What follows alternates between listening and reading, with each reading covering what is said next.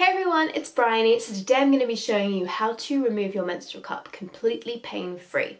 So I actually did a video on this quite a while back, but since then I've taken it down because some of the information was out of date and various other reasons too. So I figured it was time to do an updated version, especially as I've been seeing several comments recently from people going, but like, how do you get it out without it hurting?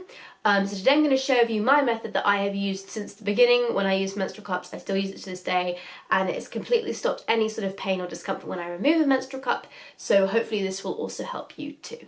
So first of all, for those of you that don't know, there are a whole range of menstrual cups available, probably at least 50 brands by now. I have quite a lot that I've tried out, and they all vary in resistance or firmness, which is how squishy they are here. So a cup that's firmer, like this one that I have here, which is the Lena cup, they tend to be easier to get inserted and open, but a little bit trickier to remove because they've got more of a strong hold. They tend to form a stronger suction, so breaking that and getting it out can be a little bit of a challenge. Whereas softer menstrual cups, say like the Sabelle cup, for example, they can be a little bit harder to get open because they're softer, so when they're folded up like this, which is the punch down fold or whatever, they don't pop open quite as well as that. But they then tend to be easier to remove because the suction breaks more easily. So today I'm going to show you how to do this method on a firm cup, but it will also work on a softer cup as well. So the way you get your menstrual cup out without it hurting or causing you any discomfort is to do what we call the hot dog in a bun method, or the C-fold, partial C-fold really. It basically involves folding the cup while it's still inside you, and I'm going to show you how now. Let me just scoot around a little bit. So here is my vagina with my menstrual cup inside. It's tilted up at this angle, as you can kind of see here. And I'm going to show you how I get this cup out. So first of all, I'll do it with my hand, and then I'll take my hand away and I'll show you just without the barrier.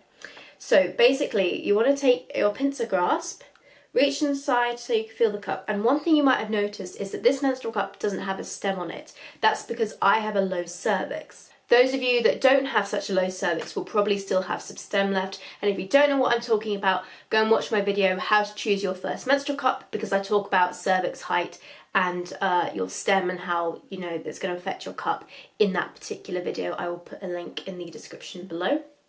But basically, you want to, if you're like me and you don't have any stem, you want to just sort of reach inside so you can just feel the bottom. Grab a tiny bit, like that much, and just walk it down a little bit like that.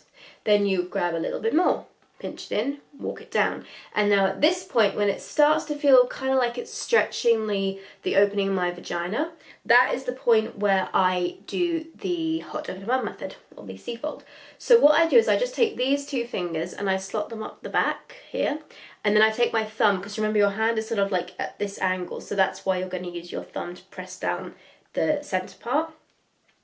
The reason that it can sometimes be uncomfortable for people to remove a menstrual cup is because you've got a very sensitive urethra, which is sort of up here. Vagina's here, urethra's here, and obviously Uranus is way back here.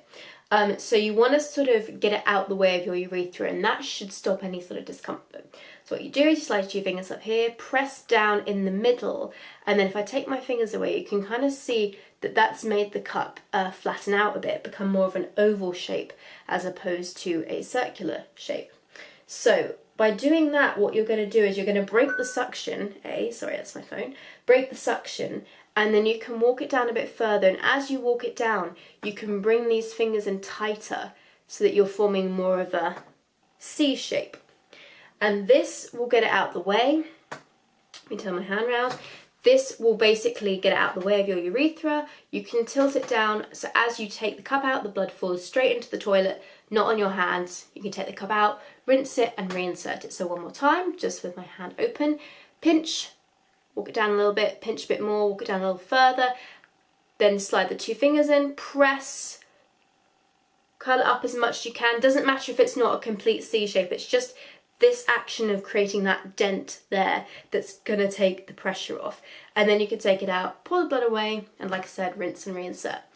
Now every single time I tell someone about this method, the first thing they say is, but what about the blood? It's going to go everywhere.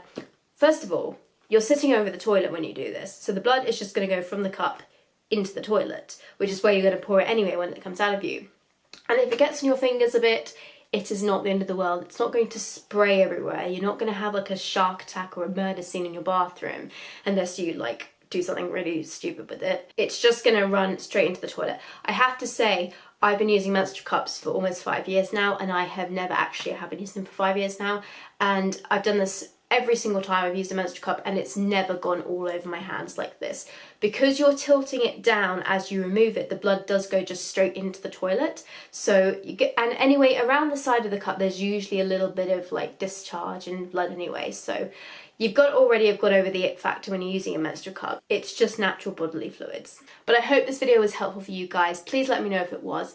Don't forget you can get cloth pads and menstrual cups from my website up there, Precious Stars, and tell me what else you'd like to see in the next few weeks, and I will talk to you soon. Bye bye.